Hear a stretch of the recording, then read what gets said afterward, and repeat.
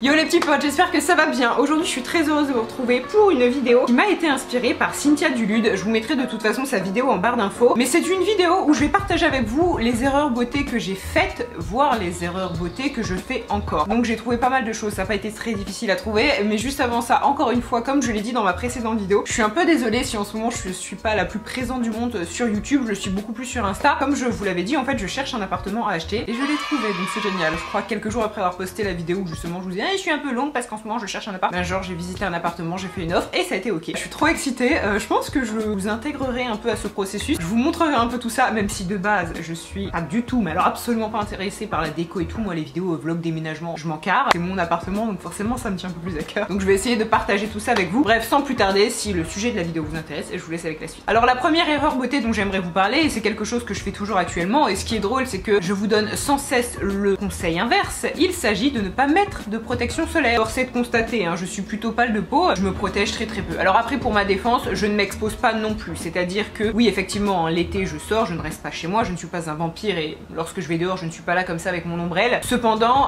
je suis pas du tout le genre de personne à faire la crêpe pour prendre des couleurs ou des choses comme ça. C'est quelque chose qui ne m'a jamais complexé, qui ne m'a jamais dérangé, j'ai toujours assumé ma blancheur si on peut dire les choses comme ça. Et je trouve ça dommage en fait que parfois voilà des personnes qui comme moi sont relativement pâles de peau pour autant essaient coûte que coûte de prendre des couleurs, quitte parfois à avoir d'énormes coups de soleil, tout ça pour répondre à une mode et être alléant. En tout cas ça c'est mon point de vue, mais c'est vrai que le soleil on le sait c'est mauvais pour la peau, c'est nocif, que ce soit en termes de vieillissement cutané, que ce soit en termes de cancer, de mélanome, le soleil n'est pas bon, donc évitez en fait de vous exposer n'importe comment. Alors je vous dis ça et en même temps je vous dis oui mais moi je mets pas de crème solaire, oui effectivement mais je m'expose peu, enfin comme vous l'avez compris voilà, je suis pas du tout le genre de personne à chercher le soleil, au contraire. Et effectivement je ne me protège pas, mais à côté de ça je prends pas non plus énormément de risques, vous avez compris. Du coup pour les personnes qui vraiment veulent à tout prix avoir un teint allé l'été, bon c'est votre droit, mais par pitié appliquez toujours de l'indice 50 et puis diminuez votre indice au fur et à mesure. D'ailleurs la crème solaire n'empêche pas de bronzer, c'est très important ça, mais je pense que tout le monde le sait, mais c'est des choses qu'il faut toujours rappeler. Autre conseil que je donne assez régulièrement et pour autant je l'applique pas toujours, il s'agit de ne pas toucher ses boutons. Alors ça c'est vieux comme le monde, on l'entend tout le temps, on nous le rabâche tout le temps. Perso je sais que si j'ai un petit bouton ou un point noir, je vais pas pouvoir m'empêcher de l'exploser. En plus comme vous pouvez le voir, j'ai pas trop d'imperfections, je touche de la peau de singe. Lorsque j'ai un bouton en général je ne vois que lui et en général je peux pas m'en empêcher. Ah oui d'ailleurs je vous l'ai pas dit mais j'ai un nom qui a sauté, c'est pas très beau mais enfin bref on s'en fout. C'est pour éviter dans les commentaires ah t'as un nom qui manque, ah sans déconner j'avais pas vu, waouh merci Sherlock. Dès que j'ai un bouton en général je ne vois que lui et je peux pas m'empêcher de le toucher. J'avais une espèce de point noir là sur la joue il y a 2-3 semaines qui était certes un tout petit peu visible mais vraiment visible si on me regardait à 10 cm. Or il y a pas grand monde qui me regarde comme ça à 10 cm. J'ai pas pu m'empêcher, j'ai voulu donc extraire ce point noir. Moralité je me suis fait genre une espèce de croûte dégueulasse qui se voyait elle par contre à 1 km à la ronde. Donc vraiment on le sait, mais évitez de toucher vos boutons. Ce que vous pouvez faire, je vais vous mettre en barre d'infos un petit roll-on de la marque Melvita qui est génial pour les boutons. Sinon vous pouvez aussi mettre de l'huile d'arbre à thé, mais vraiment lorsque vous avez un bouton laissez-le guérir. Alors parfois effectivement il y a un peu de pus, donc là vous pouvez un tout petit peu sortir le pus avec 2 cotons-tiges, mais allez-y mollo. Mais la plupart du temps votre bouton va se résorber tout seul et va cicatriser tout seul aussi, et plus on y touche en général plus c'est chiant. Autre erreur beauté que je fais, je sais que c'est pas bon mais je ne peux pas m'en empêcher, il s'agit de retirer mon vernis semi-permanent toute seule. Alors maintenant je ne mets plus de vernis semi-permanent puisque j'ai de la résine sur mes ongles, ce qui fait que j'ai des ongles longs, ou du moins que mes ongles arrivent à être longs. Mais c'est vrai qu'à l'époque où je faisais du vernis semi-permanent une fois de temps en temps, jamais j'allais chez l'esthéticienne pour le retirer. En général je le faisais toute seule et moyennant quoi mes ongles au bout de 2 poses de vernis semi-permanent ils étaient complètement niqués. Et ça c'est vraiment quelque chose que j'entends très souvent. Parfois vous m'en parlez quand vous me posez des questions en DM, vous me dites ah ben moi j'aime pas le semi-permanent parce que ça m'abîme les ongles. Et quand je vous demande comment vous le retirez, ben vous me dites à l'arrache et exactement comme moi en fait, vous savez, à la fin ça se retire telle une capsule en fait. Moi je sais que j'adore faire ça, vraiment c'est ma passion. Mais alors ça te nique les ongles puissance 4000 puisqu'en fait en même temps que tu retires ta capsule de couleur, tu retires une petite couche d'ongles. Donc forcément en fait au fil du temps, et bien ton ongle devient de plus en plus fin et en général lorsque tu retires ton vernis semi-permanent comme ça, juste au bout de une pause, ton ongle est vraiment fragilisé. Donc vraiment ne le faites pas tout seul. À la limite vous pouvez le faire tout seul mais retirez-le convenablement, c'est-à-dire avec des compresses, des espèces de papillotes. Il me semble que je sais plus si c'est de l'acétone avec ou sans acétone, je ne sais plus mais bref bref avec un dissolvant particulier. Faites ça chez vous, en général si vous leur demandez ils vous expliquent comment faire, c'est pas très compliqué. Sinon allez faire une dépose dans un institut, en général ça coûte 5-10 balles, mais ça vaut le coup en fait pour la santé de vos ongles, vraiment ça vaut le coup. Après moi je sais qu'en général c'est souvent devant la télé ou devant mon ordi. En fait dès qu'un ongle commence un petit peu à se décoller, je prends un malin plaisir à les retirer tous comme ça un à un, mais c'est vraiment mauvais. Je vous le dis, ne le faites pas, sinon ça va vous niquer les ongles. Et on n'a pas envie d'avoir des ongles niqués, en tout cas pas niqués comme celui-ci. Autre erreur beauté que je ne fais plus, mais que j'ai fait pendant très longtemps, il s'agit de ne pas appliquer mes soins le soir. En général, alors moi vraiment je me démaquille tout le temps, ça c'est hyper important. Cependant, après le démaquillage en général, j'ai la flemme et bah c'est tout, je fais rien. Et je vous dirais, depuis le premier confinement en fait, étant donné que on n'a pas grand chose à faire, hein, on s'emmerde, on peut le dire. Effectivement, je suis beaucoup plus assidue au niveau des soins, donc voilà, le confinement c'est nul à chier, mais à côté de ça, je travaille ma peau. Bon, c'est déjà ça de gagner. Je sais que maintenant, j'applique mes soins tous les soirs. D'ailleurs, je suis passée à une routine Paula Choice. Je vous la mettrai en barre d'infos parce qu'elle est vraiment géniale. Alors, c'est absolument pas sponsor ce que je vous dis, mais c'est vrai que c'est une marque que je connaissais un petit peu parce que j'entendais pas mal de personnes en parler, notamment Hélène, mon blog de filles. J'ai testé la marque et je suis tout à fait conquise. Je vous en parlerai un petit peu plus bas, mais c'est vrai que maintenant, j'arrive à me tenir à une routine et ma routine est plutôt courte, ce qui me fait gagner du temps et surtout ce qui me motive parce que clairement, moi, les routines qui durent 25 minutes, j'ai autre chose à faire quoi. Franchement, enfin surtout à mon âge, je dis pas qu'à 60 ans, on a envie de passer 60 minutes dans sa salle de bain à s'occuper de sa peau, mais en tout cas, je sais que j'ai la flemme et souvent j'ai d'autres trucs à faire ou d'autres trucs à penser et c'est pas forcément, ça peut être un moment agréable, mais en tout cas, moi, c'est pas ce que je préfère faire. Donc, il me faut des soins efficaces, mais surtout une routine et une gestuelle assez rapide et dans cette marque, j'ai vraiment trouvé tout ce qu'il me fallait, donc je vous mettrai les produits que j'utilise en barre d'infos. Mais c'est vrai que pendant un temps, pendant très longtemps, j'appliquais pas mes soins le soir. Alors, ce n'est pas quelque chose que j'ai remarqué immédiatement, mais sur le moyen long terme, ma peau est beaucoup plus jolie maintenant. Mon teint est plus net, ma peau est plus lumineuse, donc vraiment j'ai trouvé un mieux et je ne peux que vous encourager donc à appliquer vos soins le soir. C'est la nuit que la peau se régénère, donc il faut en prendre soin à ce moment-là. Donc si j'ai un conseil à vous donner, hein, c'est de bien appliquer vos soins. Après clairement je sais que quand on a 20 ans, parfois on a la flemme, et pas grave non plus, hein, vous n'allez pas avoir un troisième bras qui va vous pousser là au niveau de l'épaule. Puis une autre erreur beauté qu'il m'arrive encore de faire de temps en temps, mais je vous avoue plus trop depuis qu'on est confiné, couvre-feu, tout ça, c'est me démaquiller avec n'importe quoi.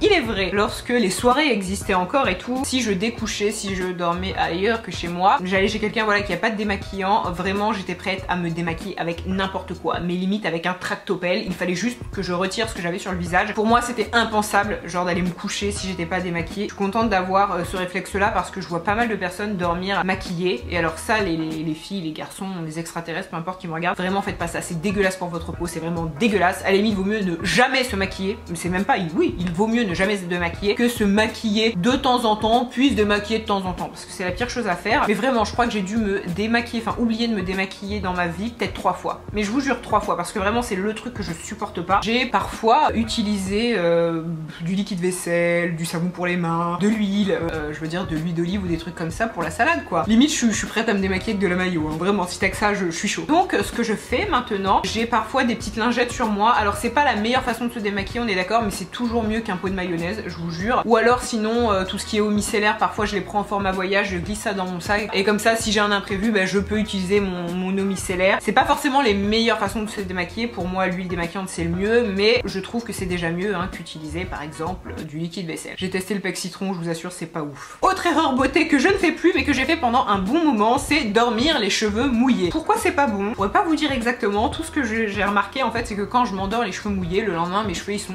dégueulasses. Ils sont pas beaux du tout, ils se mettent pas en forme, ils ont ce côté un peu poisseux. C'est comme si le shampoing avait été annulé, c'est-à-dire que mes cheveux sont comme un peu crasseux. Donc je ne recommande pas. Alors après si vous sur vos cheveux ça vous fait un résultat magnifique, c'est génial, mais je sais que personnellement, moi sur mes cheveux souples, c'est-à-dire mes cheveux sont ni lisses ni spécialement ondulés, c'est un entre-deux un peu bâtard. Dormir les cheveux mouillés, ouais ça me donne vraiment pas du tout de volume au niveau de la racine alors que normalement de base j'en ai et ça me rend le cheveu poisseux, mais vraiment le cheveu cracra. Donc ça c'est quelque chose que j'ai fait pendant longtemps lorsque j'étais adolescente et que clairement je m'en foutais un peu, que j'avais la flemme. Aujourd'hui jamais de la vie. C'est un petit peu du même acabit que aller me coucher non démaquillée, aller me coucher les cheveux pas mouillés, bah les gros je préfère encore pas dormir hein, clairement. Autre erreur beauté que j'ai faite pendant pendant un bon moment, et alors ça c'était aussi une question de moyens, c'était utiliser un mauvais lisseur. Alors je sais, clairement un bon lisseur, moi j'ai celui de GHD, je pense que je l'ai depuis peut-être 7 ans, 7-8 ans, quelque chose comme ça, il a pas bougé, pourtant je peux vous assurer qu'il s'est pris des coins de mur dans la gueule. Comme vous savez, je suis un petit peu impulsive et il m'est arrivé déjà parfois de m'énerver contre mon lisseur, alors que le pauvre n'avait rien fait, donc je te claque ça contre le mur. Et du coup bon, il s'est vraiment mangé beaucoup de coins de mur, et pour autant je vous assure, au bout de 8 ans, il me sert toujours, il n'y a aucun problème. Mais clairement j'ai vu une énorme différence sur mes cheveux entre l'époque où j'utilisais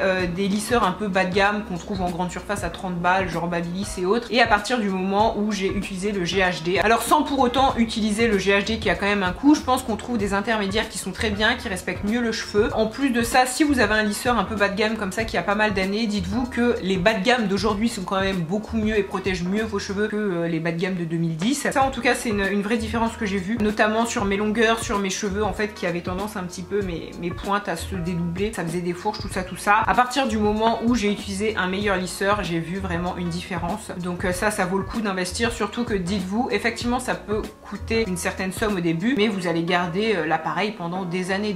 Comme je vous dis, le mien il a pas bougé, donc je trouve que ça vaut le coup d'investir pour le coup. Mais c'est vrai quand on est étudiante ou étudiant, on n'a pas forcément les moyens, donc regardez peut-être pour un appareil de seconde main, ou alors regardez dans les moyennes gammes, je suis sûre déjà que vous avez quelque chose de très correct. Justement en parlant de cheveux lisses, une erreur que je fais toujours actuellement, pourtant mes cheveux n'ont pas trop l'air d'en pâtir, c'est de ne pas appliquer de protecteur de chaleur. Effectivement ça, alors tout simplement j'ai la flemme, c'est quelque chose que je faisais beaucoup avant, mais depuis que j'ai de nouveau cette coupe et cette frange, et bien je me coiffe un petit peu plus, puisque je ne porte plus du tout mes cheveux comme avant où je les laissais tout le temps souples et je mettais juste un texturisant et basta. Maintenant ce que je fais, c'est qu'une fois que j'ai lavé mes cheveux, en fait j'utilise le air wrap, où je viens donc dans un premier temps les sécher, puis après j'utilise un de leurs embouts, c'est une brosse, et en fait j'utilise cet embout là pour avoir un brushing assez naturel, et en fait avoir des cheveux lisses mais en même temps pas trop plaqués, pas trop lisses justement. Et c'est vrai que je n'applique pas du tout de protecteur de chaleur et je vois pas trop la différence, en tout cas ça va. Après étant donné l'appareil, voilà, il abîme pas trop les cheveux, il les respecte, donc ça c'est cool, mais je sais que quand même c'est pas très bien et qu'il vaut mieux appliquer un protecteur de chaleur. En général parfois je viens relisser mes cheveux, ou si je les lisse pas tout de suite, je les lisse au bout de la deuxième journée, et là pareil, en fait j'applique rien du tout. C'est pas un conseil que je vous donne, hein, appliquer un protecteur de chaleur. Moi je sais qu'avant j'étais extrêmement assidue de ce côté là, depuis cette coupe plus du tout, mais voilà, ne faites pas comme moi. Autre erreur beauté que je ne fais plus mais que j'ai fait pendant très longtemps, il s'agit d'appliquer sa crème contour des yeux n'importe comment. C'est-à-dire que pendant des années j'ai appliqué mon contour des yeux à la truelle, hein, clairement. Depuis j'ai arrêté la maçonnerie et maintenant je fais ça bien comme il faut. En fait il y a une règle toute simple que je ne connaissais pas du tout, et c'est extrêmement simple. En fait vous devez appliquer la crème ici au niveau de l'os, et pareil au niveau de l'arcade sourcilière, mais aucunement sur votre paupière comme ça, comme une sauvage. Et moi c'est ce que je faisais en fait, c'est-à-dire que je prenais déjà une quantité plus ou moins importante de crème, et vraiment en fait tout simplement je la passais partout, je massais et basta. Notamment lorsque vous appliquez votre crème contour des yeux n'importe comment, vous pouvez vous rendre compte que le lendemain matin en vous réveillant vous avez un petit peu l'œil gonflé. Et bien ça c'est tout simplement parce que votre crème est trop riche et que vous l'avez appliquée n'importe comment. Donc vraiment il faut se concentrer en fait au niveau de l'os. Donc vous faites tout le tour comme ça, vous massez quelques fois et c'est fini. Mais aucunement vous venez mettre ça partout comme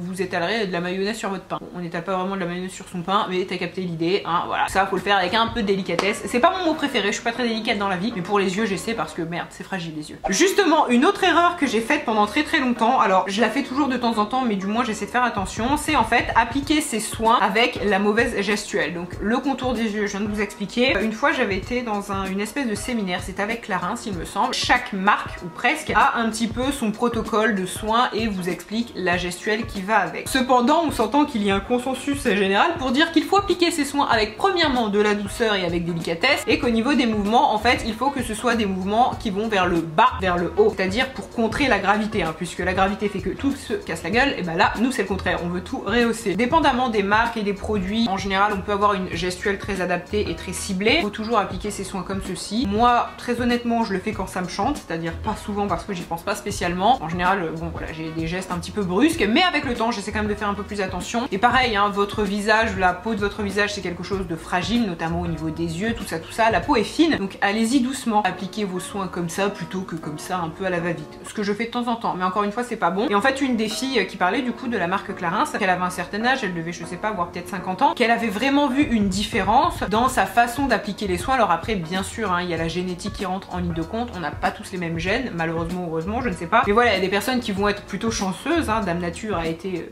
cool, et puis d'autres un peu moins. Mais quand même, mettez toutes les chances de votre côté et donc appliquez vos soins avec attention et avec beaucoup de précautions. Et je suis sûre qu'à 50 ans, ça ira beaucoup mieux. Et finalement, une des dernières erreurs beauté que je fais encore de temps en temps, alors je sais c'est pas bien, c'est que je ne mets pas forcément mes soins tous les jours. C'est-à-dire que les jours où je ne me maquille pas, j'ai tendance à zapper la case hydratation, et en général ça je le vois et je l'ai notamment constaté fort avec le confinement. C'est-à-dire que forcément lorsqu'on était confiné, j'avais tendance à moins me maquiller. Donc je sais pas, peut-être que le lundi, mardi, mercredi, jeudi, j'allais pas du tout me maquiller et donc j'allais effectivement me laver, je ne suis pas une crasseuse, mais je ne pensais pas appliquer mes soins. La crème hydratante, oups, je l'oublie, la crème machin, oups, je l'oublie. En fait, grosso modo, j'appliquais rien du tout. J'ai vu en fait que ma peau, au bout de quelques jours, eh bien, elle commençait à s'assécher et à être tout simplement moins jolie, moins rebondie, moins lumineuse. Et ça, c'est une erreur que je peux faire. C'est-à-dire que, encore une fois, jamais je vais oublier de me démaquiller ou de laver mon visage. Mais alors, appliquer mes soins, je le fais systématiquement lorsque je me maquille parce que je sais pas, appliquer du fond de teint sur une peau non hydratée, j'ai vraiment l'impression de faire un truc horrible, donc je ne peux pas parce que je trouve la sensation fort désagréable. En revanche, c'est vrai que si je me maquille pas, oui, ma crème soin, hop hop hop, je te la balance. Et ça, c'est pas bien. Mais voilà, et ça, par contre, j'ai vraiment pu constater effectivement que ma peau ne me remerciait pas parce qu'au bout de plusieurs jours, ma peau était visiblement beaucoup plus sèche. J'avais des plaques de sécheresse que j'ai pas du tout d'habitude. Ça, c'est une mauvaise habitude beauté que j'ai, que j'essaie de perdre tant bien que mal. Cependant, force est de constater que le dimanche, si j'ai rien à faire et que je me maquille pas, ma crème hydratante, j'y pense pas beaucoup. Mais voilà, je vais travailler à ça, c'est pas bien du tout.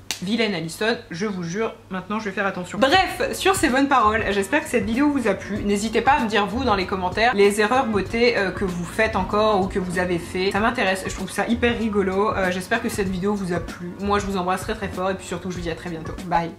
Oups. Mais je m'en branle de tout.